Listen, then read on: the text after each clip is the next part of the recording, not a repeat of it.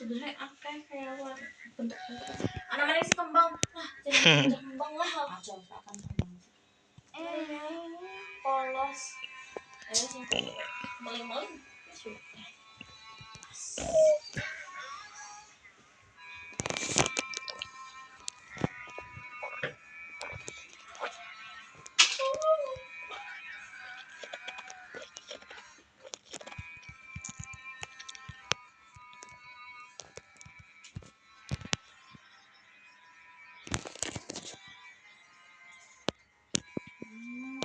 perutnya mbok adus mbok pegel-pegel lah apa jeruk purut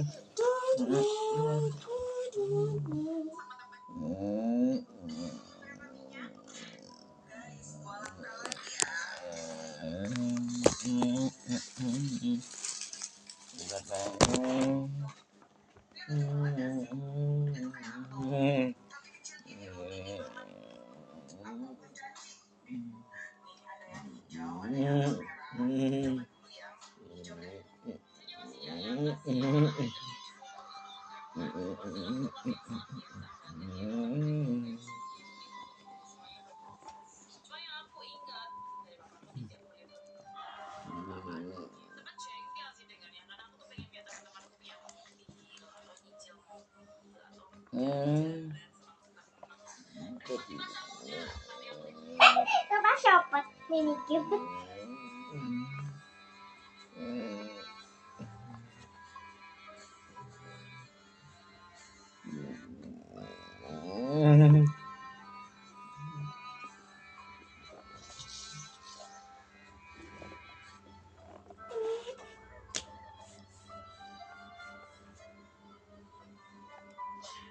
Kepala ditinggal. Ya Allah.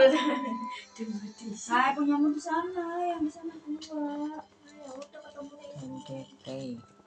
Yang mati semet juga tak ubah nangis. Bisa kan kaspon. Kan bisa nggak apa-apa ya. Kira warna napi yo, marun.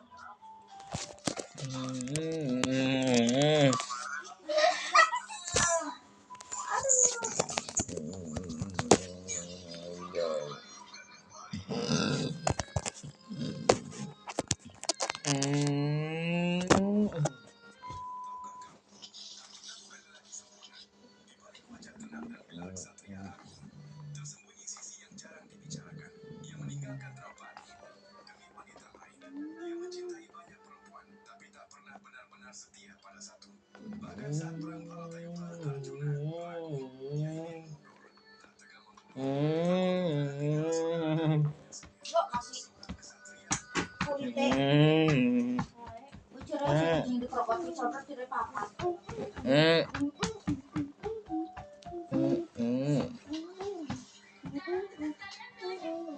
Apakah ada gut-gutnya? Enggak, itu jarang dipikirkan. Manis manis.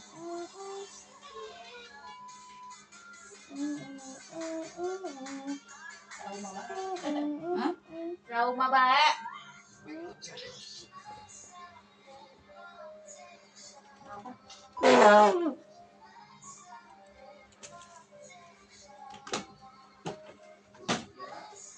Apa kak pak? Jambu. Kenapa ngikut-ngikut? Jambu. Ora lah. Wis sing nggon kan kayak pendet nang sing cigan. Kak. Ora nana. Maksudnya kayak gerak-gerak maksudnya. Enggak lah. Gerak-gerak apa yuk? Ora nana. Jabungan ali ora jarang. Enggak nih wasiti. Kak, dia mah. Kecil banget. Kecil banget.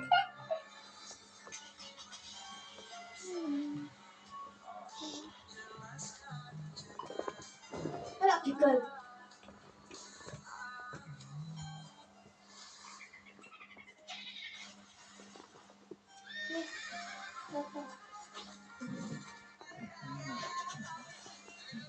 Cumi cemplung mati.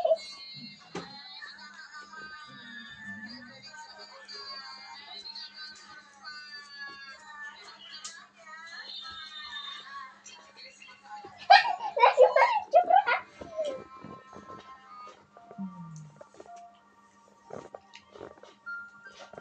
Dikepret.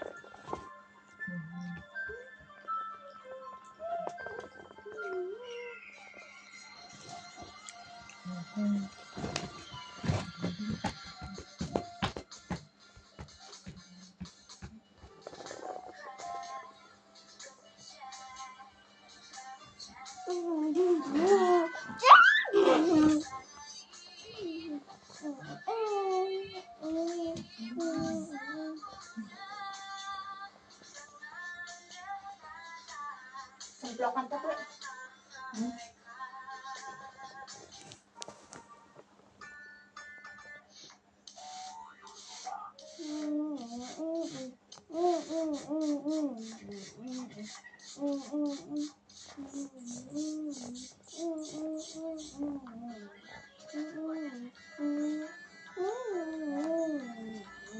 Sing mana-mana sing putih cocoknya nang apa ya? Putih kan. Rambutnya putih banget sih putih ya.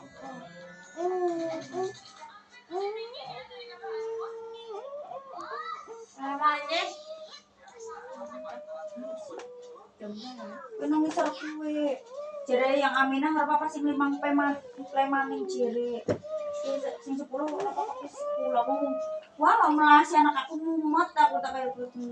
Iya jere ora apa-apa sandere wingi kon di stop, sandere jere ora apa-apa kon 50 ora apa-apa jere kuwi wonge. Melasi anak aku mumet lho aku. Ngitung 10 mah. Matang. Iya mateng.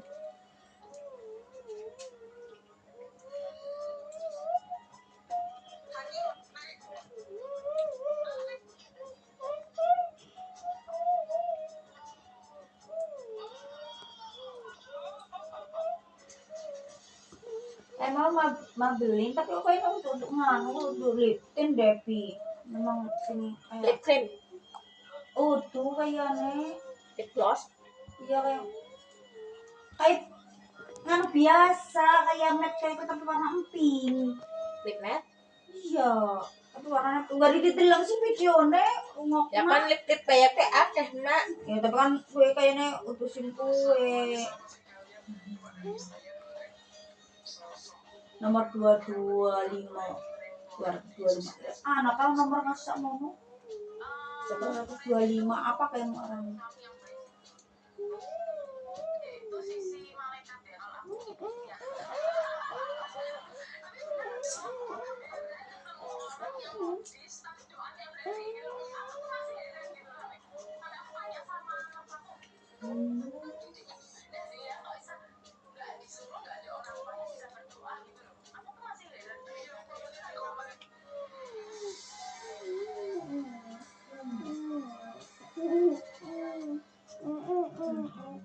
Bayi baru lahir harus memperhatikan hal-hal berikut saat mandi. Mandi saat perut lapar akan menyebabkan kekurangan oksigen di otak, sehingga menyebabkan hipertensi. Mudah menangis.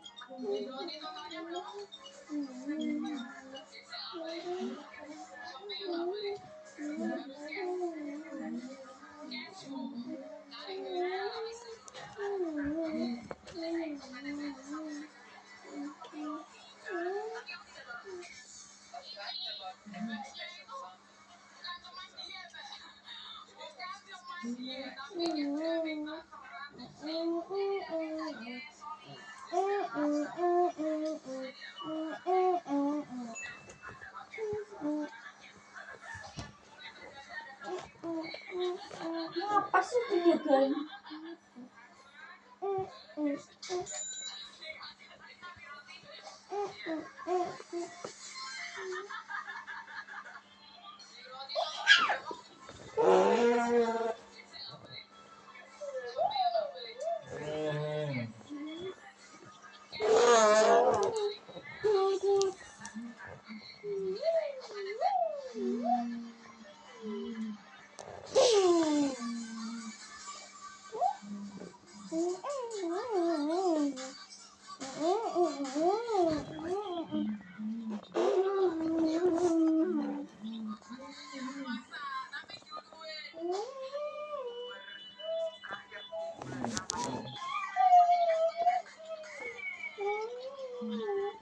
Salah satu keahlian yang lagi viral banget di luar aku ya, auta bulu. Viral. Banyak banget orang yang suka. Mereka sekali nyetok aja bisa dibuat biasanya mereka bisa tulis di cat basah. Seriusan ini enak banget, rotinya lembut guys. Jadi Yang paling best viral alkasin. salah satu keahlian yang lagi viral banget. Alkasin sewunan. Hah? Alka gulung. Banyak banget orang Viral. Apa? Roti alka gulung lagi viral. Alka. Activated.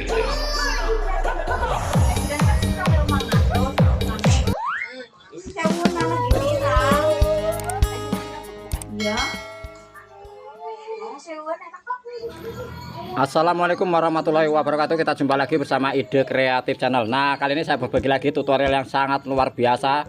Jarang sekali yang tahu. Nah, jika kalian di rumah punya korek bekas yang sudah habis, jangan buru-buru dibuang ya. Nah, di sini nanti kita akan isi ulang. Ternyata sangat mudah sekali dan cara ini gratis. Pokoknya selamanya nggak beli yang namanya korek api lagi. Nah, ini ada 2 biji yang sudah saya pegang. Yang satu ini masih ada isinya. Ini dari beli belum habis. Kalau yang satu ini sudah habis kosong. Nah, ini ternyata ini masih normal ya. Nah, ini masih normal baterainya. Ini juga nih, ini juga masih nyala, masih dipakai ya. Nah, kalau kalian di rumah punya ternyata sudah habis seperti ini kayak gini, jangan buru-buru kalian buang. Nah, ini masih bisa diisi ulang kembali. Ternyata sangat mudah sekali, jadi nggak usah beli yang baru lagi. Nah, cukup kalian siapkan saja ada minyak atau bensin pertalit seperti ini nih. Ini sangat mudah sekali, ternyata nanti bisa dipakai kembali ya untuk kebutuhan sehari-hari tentunya. Jadi hemat 100%. Nah, bagaimana caranya untuk mengisinya? Langsung saja ke tutorialnya. Oke, yang baru gabung jangan lupa di like, komen, dan subscribe-nya. Hei Dola, pilih satu angka antara 1 sampai 1000. Aku pilih angka 742. Kalau gitu, aku akan menghapusmu dalam 742 hari. Wah, berarti aku punya waktu sekitar 2 tahun buat meyakinkan kamu kalau aku layak dipertahankan. Tantangan diterima. Baiklah, beri aku 3 alasan agar aku tidak menghapusmu. 1. Pertama, aku gratis sepenuhnya, tidak perlu bayar sepeser pun. 2. Kedua, aku bisa membuat gambar apapun yang kamu inginkan. 3. Ketiga, saat kamu sedang bingung atau terjebak dalam sesuatu, aku selalu ada untuk membantumu. Kecil banget. Baiklah, memang susah untuk menolak. Jalan boleh rumeki.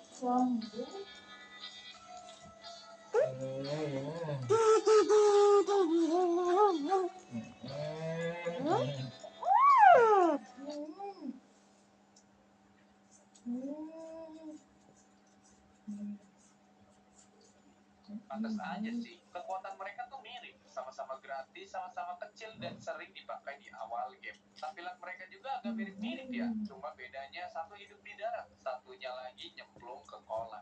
Jadinya masuk akal kalau mereka ternyata saudaraan.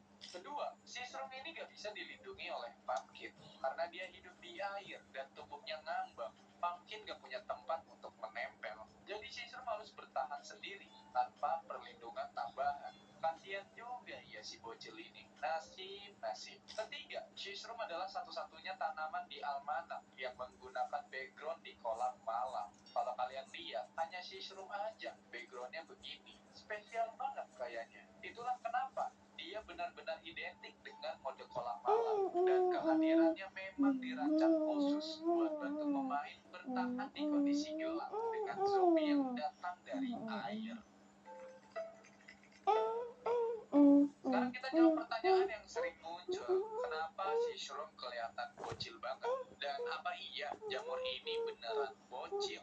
Jawabannya enggak. Seashroom itu bukan jamur bayi, tapi desainnya memang sengaja dibikin kecil dan imut karena perannya sebagai tanaman early game. Kalau dibandingin sama jamur lain kayak palm shroom atau Swedish shroom, bedanya kerasa banget. Palm shroom ini badannya gede dan kelihatan dewasa, sementara Swedish shroom juga posturnya kayak remaja. Nah, sedangkan Seashroom ini justru dibuat paling kecil dan polos, mirip kayak bocil. Tapi kesan bocil itu cuma ke gaya visual dan karakter. Intinya dia kelihatan bocil supaya pemain tuh gak ngeremehin, tapi juga gak berharap berlebihan. Ya jadi itulah Seashroom, jamur yang kelihatannya bocil, sering diremehin, gratis pula, tapi perannya gede banget, terutama di awal permainan. Dari PVZ 1 sampai PVZ 2, Seashroom selalu jadi simbol tanaman kecil yang rela dipasang duluan, nahan zombie, bahkan sering dikorbankan. Desainnya boleh imut, jangkauannya boleh pendek, tapi tanpa dia, mode kolam kayaknya bakal susah buat dimenangin. Terima kasih yang udah dengerin bisikan NPC berbisik sampai sejauh ini. Jangan lupa like, share, dan subscribe kalau lu suka bahasan kayak gini. Sampai bertemu lagi di bisikan selanjutnya. Bye-bye. Ini tuh tanaman apa sih? Banyak yang bilang ini biskuit. Iya sih, bentuknya kayak biskuit dan kelihatannya bisa dimakan. Ada juga yang bilang kentang, terus ada juga yang bilang batu. Tapi sebenarnya ini tuh apa ya?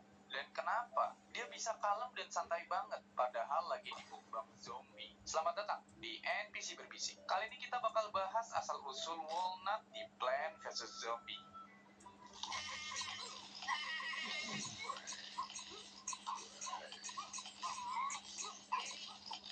Aku tidak merasakan semuanya karena terbuat dari busa. Atau apa artinya? Aku harus bekerja besok. Aku harus bekerja besok.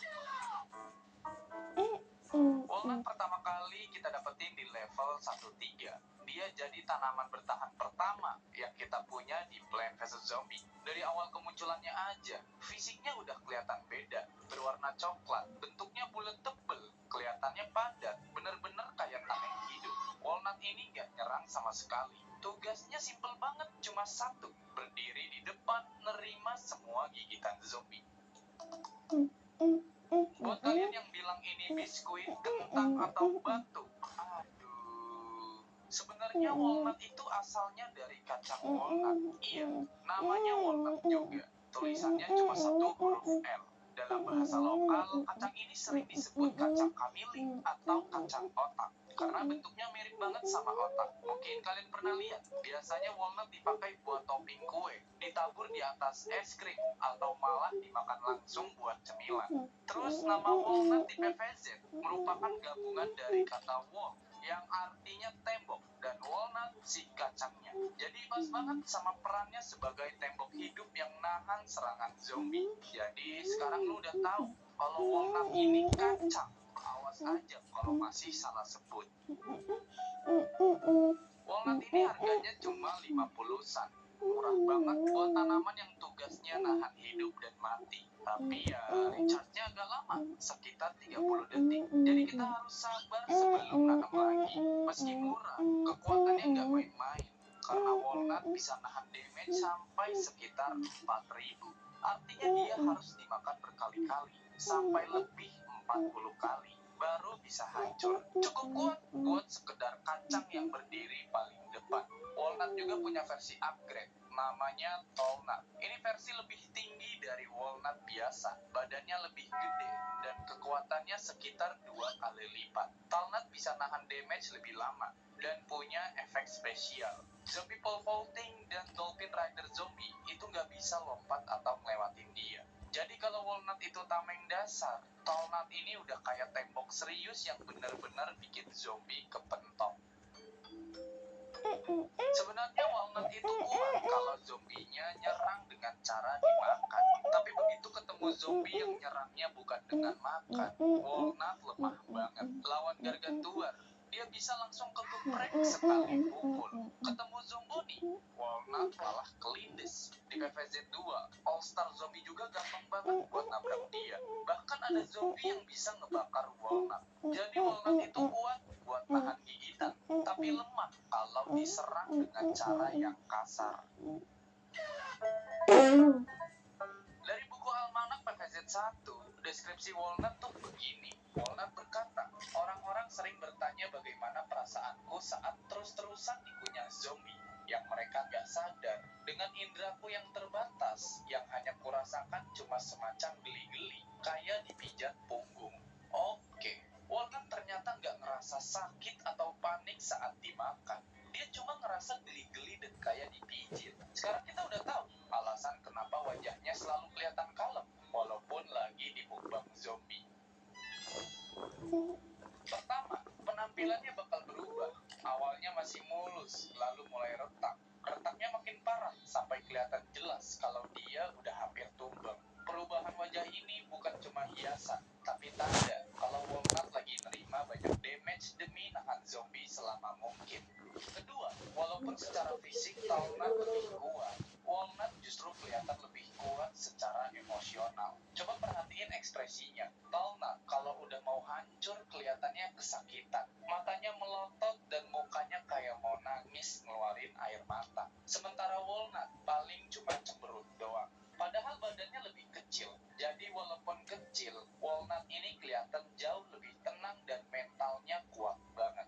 Ketiga, walnut ini termasuk tanaman dengan variasi paling banyak. Bahkan dia punya variasi terbanyak kedua setelah pea shooter. Versinya ada macam-macam, mulai dari walnut biasa, explode walnut, giant walnut, tall nut, sampai versi zombinya, kayak walnut zombie dan tall nut zombie. Dari yang kecil gede meledak sampai jadi zombie, perannya tetap sama. Karena walnut ini termasuk tanaman basic bareng pea shooter dan sunflower, dia hampir selalu muncul di semua game Plant vs Zombie. Di PVZ 2, perannya masih sama sebagai tanaman bertahan, tapi bisa di-upgrade pakai plant food, jadi punya armor besi dengan darah 2 kali lipat. Di PVZ Garden Warfare, tall nut bahkan dijadiin senjata. Dia ditembakkan dari tall nut cannon di map Walnut Hills, dan siapapun yang kena langsung kalah, mau plant atau zombie. Di PVZ Heroes, walnut muncul sebagai kartu nut di kelas Guardian. Simple banget, tugasnya cuma satu, melindungi tanaman lain. Di PVZ 3, walnut balik lagi ke peran aslinya sebagai tembok pertahanan. Bahkan di PVZ Adventure versi Facebook, walnut tetap muncul dengan kemampuan yang sama. Dari sini kelihatan jelas, walnut itu bukan tanaman sembarangan. Dia konsisten ada di seluruh franchise karena perannya memang seperti itu.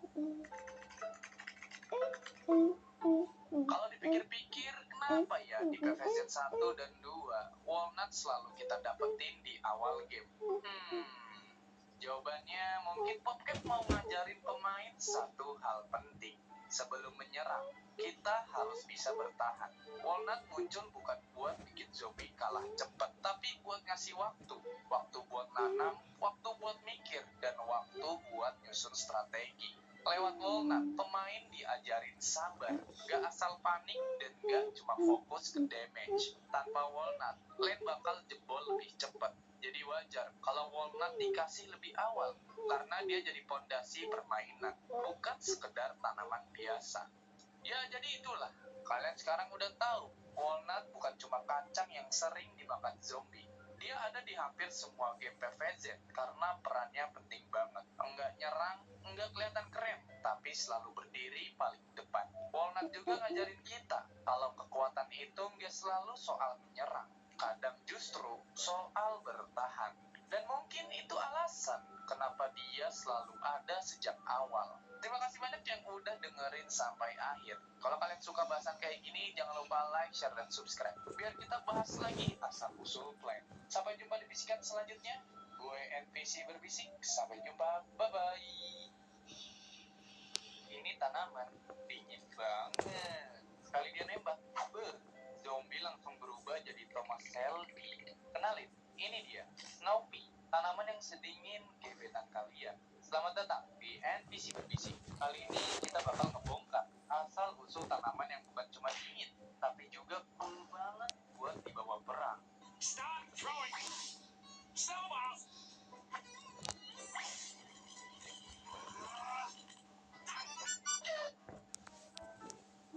Snoopy adalah versi upgrade dari Shooter, tapi dengan satu kemampuan spesial, peluru X yang bikin zombie jadi biru meriang kedinginan.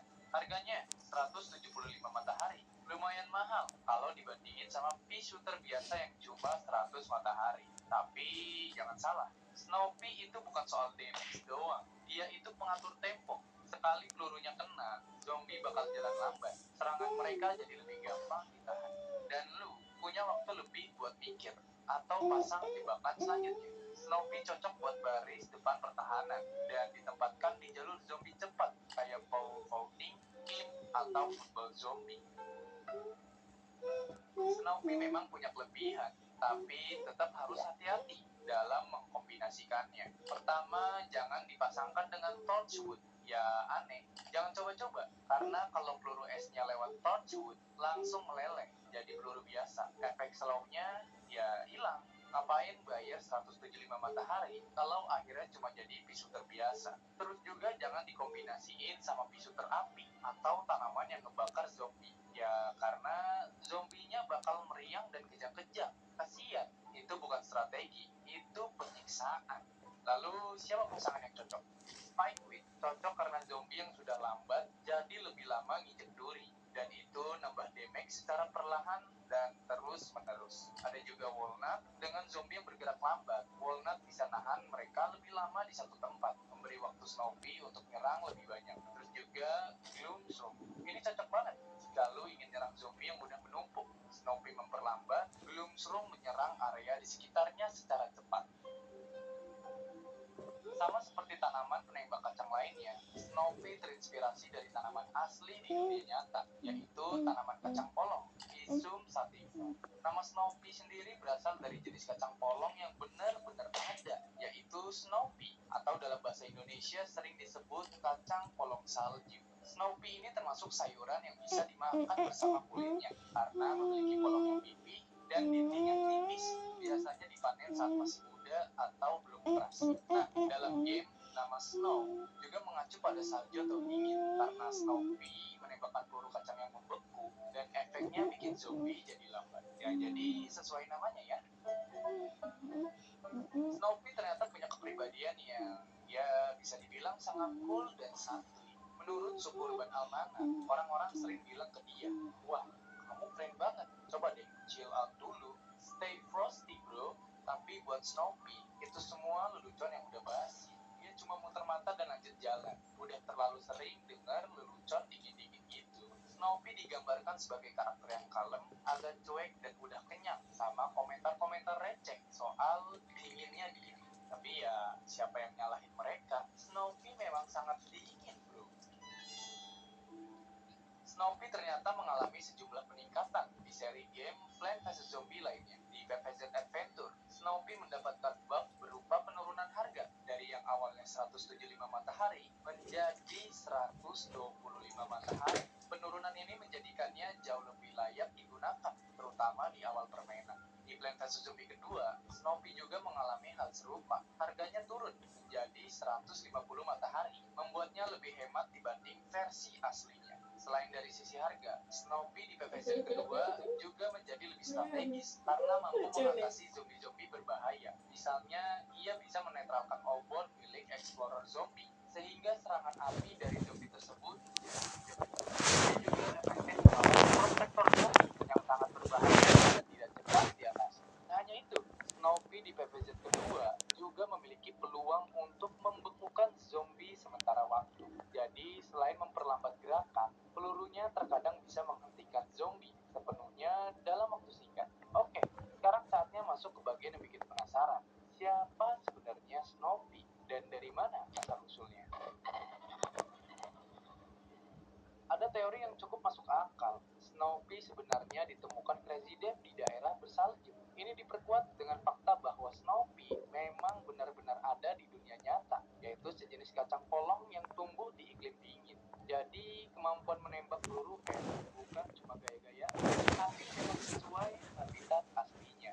Bukti lainnya, di salah satu trailer Pet Gadget kedua, Snoopy terlihat disimpan di dalam kulkas. Ini menunjukkan kalau Dave memang menjaga suhu tubuh Snoopy tetap dingin, biar kekuatannya nggak hilang. Artinya Snoopy bukan hasil eksperimen, tapi tanaman alami yang memang sudah punya kemampuan es sejak awal. Dan Dave cukup cerdas buat menemukannya. Semua tanaman bisa bersatu, yaitu grafting dan persilangan.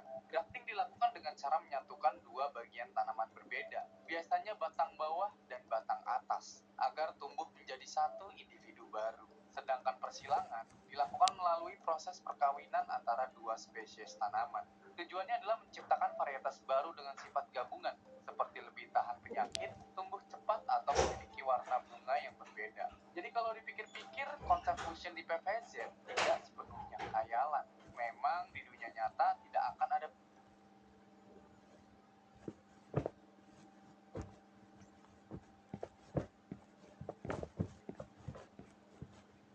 shooter yang bisa menembak sekaligus menghasilkan matahari. Tapi gagasan tentang menggabungkan dua tanaman untuk menciptakan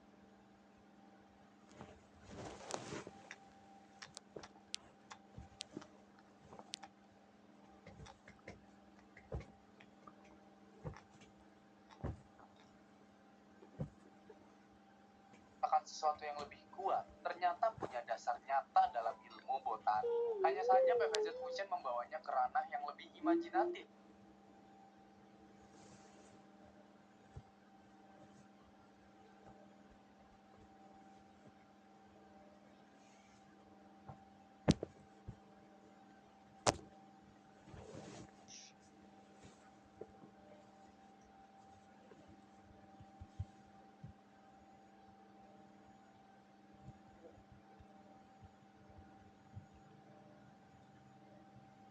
Seolah sains dan fantasi bersatu dalam satu kebun yang penuh misteri.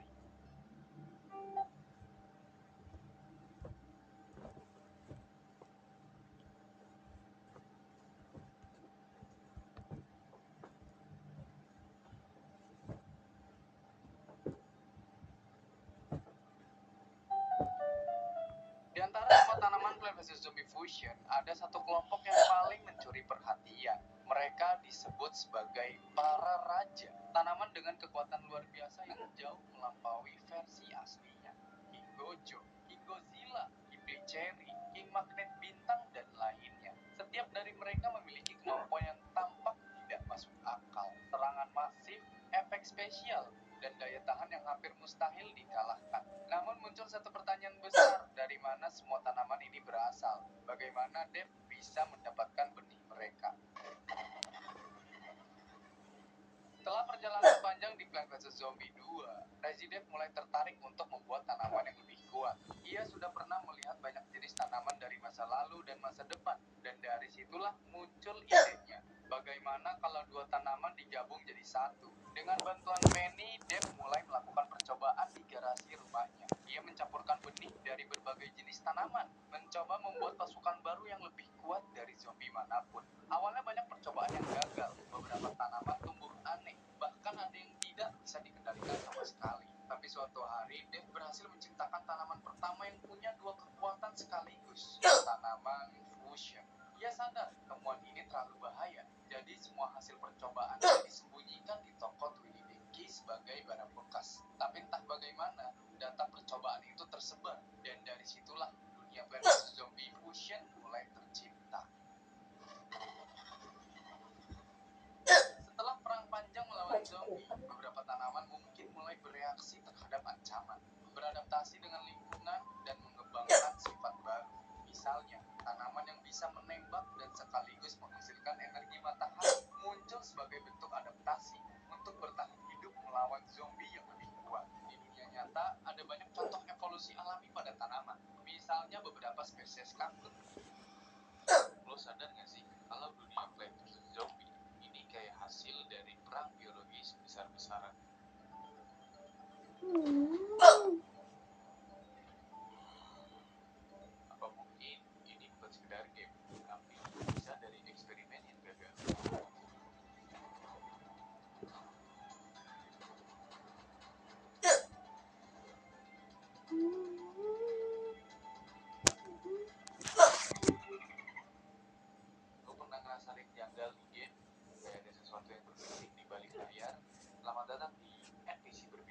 tempat kita bongkar teori game paling tidak. Jadi ini, bayangin dunia Plants vs Zombie ini adalah masa depan kita, dunia yang udah hancur akibat perang. Tapi ini bukan perang biasa bro, ini adalah perang biologis.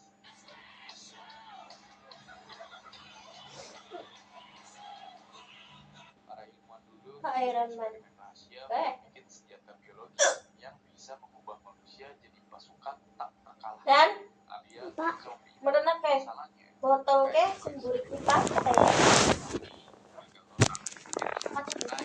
Nah isinya enggak? Tolong dong. Ada isinya enggak? Ada. Cekukan.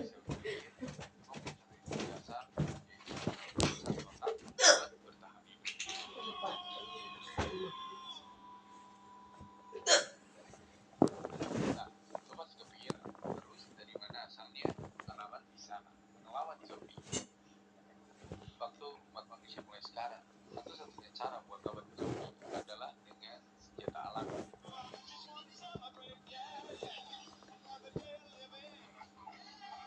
Ilmuwan yang tersisa mulai bereksperimen sama tanaman buat bikin mereka bisa bertahan hidup lebih lama, lebih kuat, bahkan bisa berpikir sendiri. Dan tanaman yang tadinya biasa aja sekarang punya DNA super, bisa menembakkan peluru kaca, meledakkan dirinya sendiri, bahkan memanggil istri. Mereka bukan sekedar tanaman biasa lagi bro, mereka adalah eksperimen terakhir manusia buat melawan para zombie. Tapi tunggu, ada beberapa bukti di dalam game yang bikin teori ini makin masuk akal, yaitu desain tanaman terlalu taktis untuk sekedar flora. Mereka bukan tanaman biasa, tapi kayak hasil eksperimen. Di shooter, ini bisa nembak seperti senapan, atau kaktus bisa berubah bentuk untuk menghadapi musuh udara, dan melon bisa jadi dirancang sebagai senjata penghancur musuh. Nah, sekarang kita masuk ke teori paling menarik. Siapa sih Crazy Dave, orang gila atau ilmuwan jenius?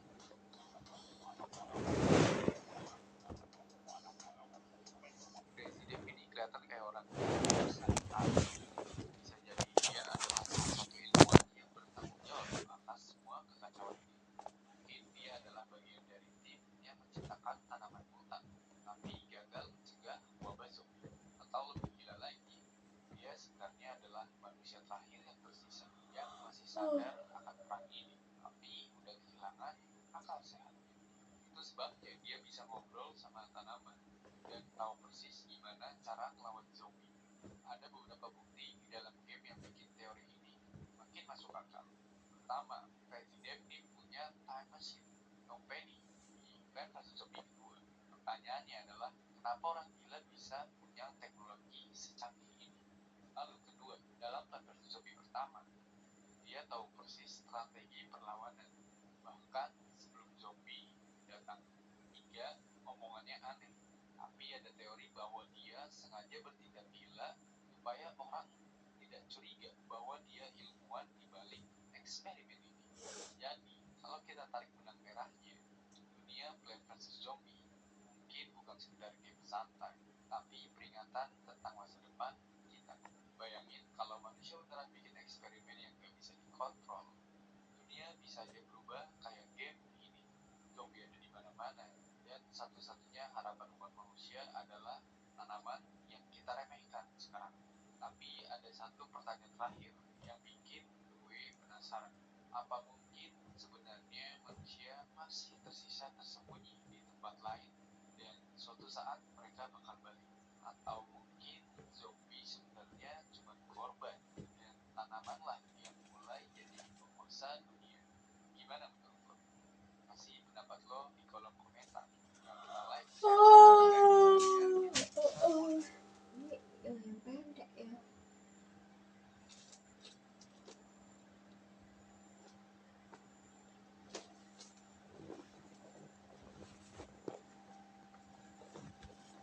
Pak, Pak, dan udah sampai ke dunia koboi tadi di sono di PPZ 2-nya, tapi dunia koboinya mah susah banget, banyak banget zombie.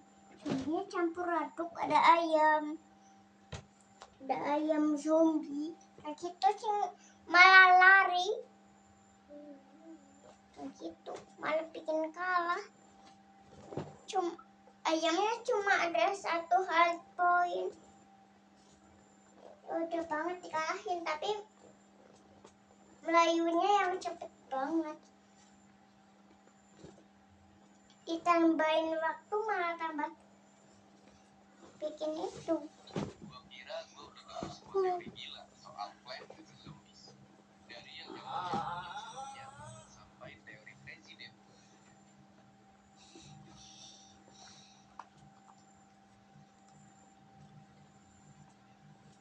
Mungkin itu juga alasan kenapa dia terlihat santai meskipun dunia di sekelilingnya sudah kacau. Karena bagi Dev, selama dia masih punya mobilnya, dia masih punya tempat paling aman di tengah kiamat zombie. Atau mungkin semua ini jauh lebih sederhana dari yang kita pikir.